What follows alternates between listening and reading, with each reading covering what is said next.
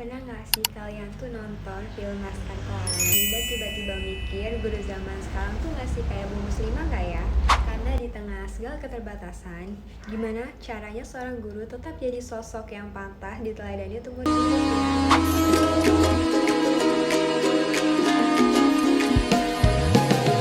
Halo, saya Rizky Manapia, mahasiswa PPG Prajabatan. Di video ini saya akan bedah film Laskar Pelangi bukan cuma dari sisi ceritanya saja, tetapi dari sisi kompetensi sosial emosional sebagai seorang guru.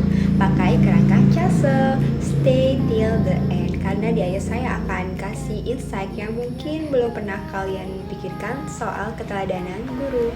Oke, sebelum masuk ke analisis film, saya mau share dulu nih hasil refleksi saya di lembar kerja sebelumnya di LK2.3, di mana saya diminta untuk merefleksikan tantangan sosial emosional yang saya alami sebagai seorang guru. Jadi, selama saya jadi seorang guru honorer sampai sekarang saya sedang PPL, tantangan terbesar yang saya alami itu adalah menjaga kesabaran. Karena saya pernah mengalami nih, di mana momen di kelas itu saya menjelaskan materi tetapi siswa malah ribut sendiri, udah ditenangin berkali-kali, udah diingetin berkali-kali masih aja seperti itu. Nah, di situ saya belajar untuk tidak marah, karena jika saya marah mereka mungkin akan diam, tetapi dari rasa takut tersebut bukan dari kesadaran.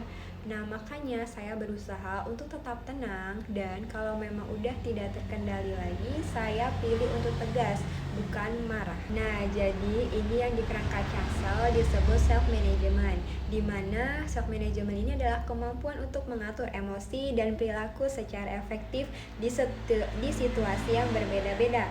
Dan ternyata ini juga persis apa yang saya lihat di sosok guru-guru dalam film Laskar Pelangi. Oke, jadi kerangka Castle itu punya 5 komponen kompetensi sosial emosional. Yang pertama ada self-awareness, kedua ada self-management, ketiga responsible decision making, keempat ada social awareness, dan yang kelima ada relationship skills. Nah, saya coba petakan 5 ini ke dalam sosok guru di film Laskar Pelangi, terutama untuk Bu Muslimah dan Pak Harfan. Oke, kita mulai dari poin pertama dulu ya. Ada self-awareness atau kesadaran diri. Ini kelihatan waktu Bu Muslimah sempat menyadari rasa lelah dan keraguannya terhadap dirinya sendiri saat muridnya sedikit dan sekolahnya nyaris untuk ditutup. Tapi Bu Muslimah tidak larut di situ. Dia sadar nilai dan tujuannya sebagai guru, dan itu yang membuat dia tetap untuk berjalan. Nah, sekarang poin yang kedua ada self-management, di mana di tengah tekanan finansial dan ancaman sekolah yang ditutup, Bu Muslimah dan Pak Harfan tetap tenang untuk mengajar. Mereka tidak menunjukkan stres secara destruktif ke murid-muridnya. Ini kontras banget loh kalau kita lihat kasus nyata seperti kasus guru AZ yang terjadi di Jawa Tengah tahun 2025 yang sampai didenda 25 juta rupiah karena menampar murid. Ketiga, responsible decision making, pengambilan keputusan bertanggung jawab. Bu Muslimah tetap bertahan mengajar walau tidak digaji selayaknya, dan dia mendukung penuh Lintang buat sekolah walau jaraknya jauh dan sangat beresiko. Ini keputusan yang dibuat Bu Muslimah demi masa depan muridnya, bukan demi kenyamanan untuk dirinya sendiri. Dan yang keempat ada social awareness atau kesadaran sosial. Guru-guru di film ini paham sekali bagaimana kondisi murid-muridnya yang dari keluarga buruh tambang, nelayan miskin. Jadi pendekatan ngajarnya disesuaikan sama realita hidup mereka, bukan memaksakan standar dari luar konteks tersebut. Dan yang kelima ada relationship skills, di mana Bu Muslimah itu membangun kedekatan personal ke setiap anak muridnya. Jadi dia mengenali bagaimana potensi unik Lintang di matematika, kemudian bakat seni mahar. Jadi relasinya itu saling percaya, bukan cuma relasi otoritas antara guru dan murid saja. Nah, ini yang menarik kalau kita bandingkan sama isu relasi guru-murid sekarang.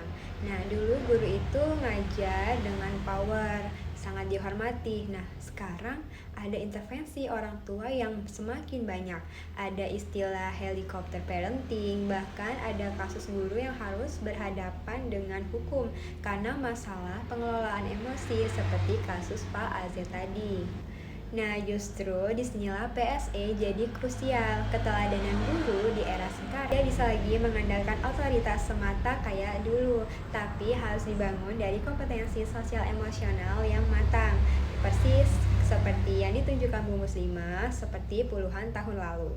Baik, dari analisis ini saya dapat insight yang sangat besar, di mana keteladanan guru itu ternyata tidak ditentukan dengan kelengkapan fasilitas atau seberapa besar otoritasnya di kelas.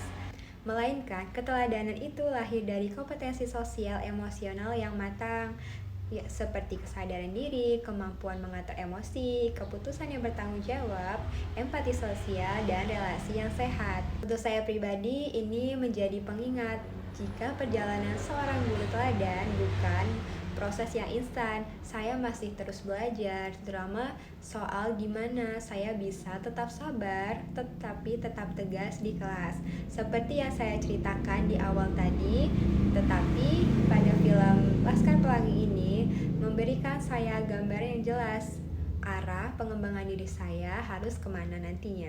Nah, jadi itu dia review dari analisis saya soal film Laskar Pelangi dikaitkan dengan pembelajaran sosial emosional dan keteladanan guru. Kalau kalian pernah nggak ketemu sosok guru kayak Bu Muslimah? Share di komentar ya. Terima kasih untuk yang sudah menonton. Sampai jumpa di konten selanjutnya. Jangan lupa like, share, dan komentar. Terima kasih banyak.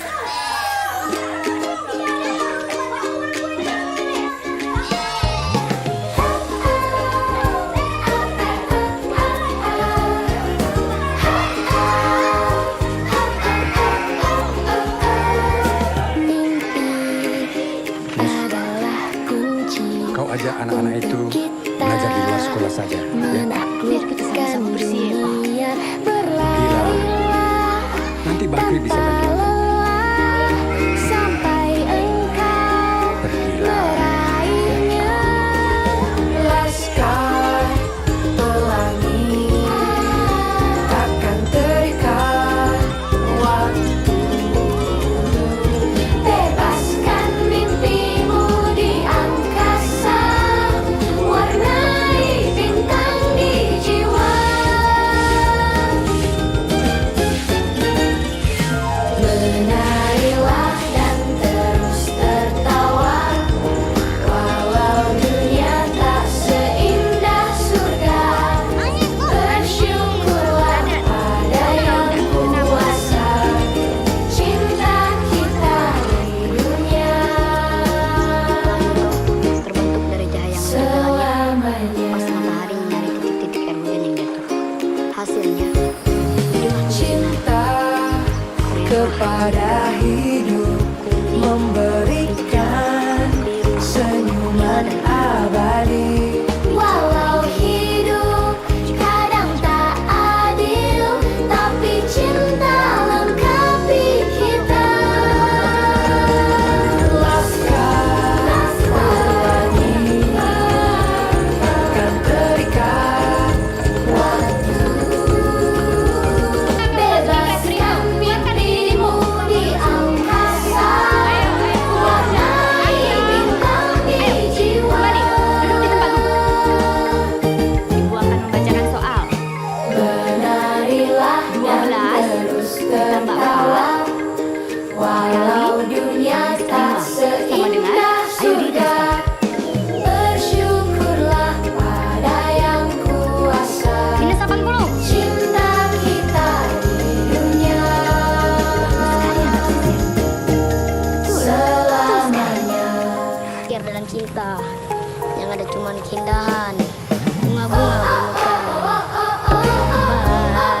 Bayi menyusun seroja, marilah dan terus tertawa, Walau dunia tak seindah surga. kan ibulah Bersyukurlah pada yang kuasa, cinta kita di dunia. Karena ibu melihat kawan kita mahar selalu mendapatkan nilai tinggi dalam mata pelajaran kesenian. Ibu nak mengajukan dia sebagai ketua kelompok yang tugasnya adalah menentukan kesenian apa yang akan kita tampilkan pada masa. Apa kau setuju, Mahar?